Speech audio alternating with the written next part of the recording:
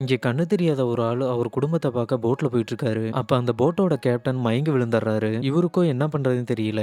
எப்படியோ அத ஓட்டி ஒரு கரையில சேர்த்துர்றாரு. இவங்க குடும்பமும் வெயிட் பண்ணிட்டு இருக்கு இவருக்காக. அந்த போட்ல இருக்க கேப்டன் இன்னும் உயிரோட இருக்காரு. ஆனா மயக்க நிலையில இருக்காரு. அவர எப்படியாவது காப்பாத்தி ஆவணும். யாரையாவது ஹெல்ப்புக்கு கூட்டிட்டு வரலாம்னு நெனைக்கிறாரு. அவர் கூட ஒரு நாய் இருக்கு. ஃபிளேர் கன்னு இது மாரி எமர்ஜென்சி கிட்லாம் எடுத்துட்டு அந்த நாயோட கிளம்புறாரு. அந்த நாய் மேல ஒரு கயித்த போட்டு அதோட வழிகாட்டுதல் படி நடக்குறாரு. அதுவும் இவர கூட்டிட்டு போயிட்டுருக்கு. இவங்க வீட்லயும் இவர் காணோம்னு சொல்லி கம்ப்ளைண்ட் குடுத்துர்றாங்க.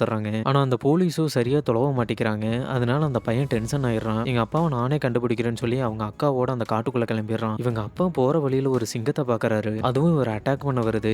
இவர் கையில இருந்த ஃபிளேர் கன்ன வச்சு அந்த சிங்கத்தோட சவுண்ட் இருக்க பக்கம் அந்த ஃபிளேர் கன் அடிக்கிறாரு. அந்த சிங்கமும் ஓடிருது. வர வழியில இந்த காட்டுக்குள்ள இந்த பசங்களுக்கு பசிக்க ஆரம்பிச்சிருது. உடனே மீன புடிச்சு சாப்பிடுறாங்க. ஹீரோ வர வழியில விழுந்துடுறாரு. அவர்னால நடக்க முடியல. அதனால நாய் மேல இருக்க கழுத்துல இருக்க கயிற அவுத்து விட்டு யாரையாவது கூட்டிட்டு வான்னு சொல்லி அனுப்பிச்சு விட்டுறாரு. அதுவும் அந்த 2 பசங்கள கூட்டிட்டு வந்துருது. எல்லாம் ஒண்ணு சேர்ந்துடுறாங்க. ரெஸ்க்யூ டீமும் வந்து இவங்கள காப்பாத்திடுறாங்க அந்த காட்டுக்குள்ள இருந்து.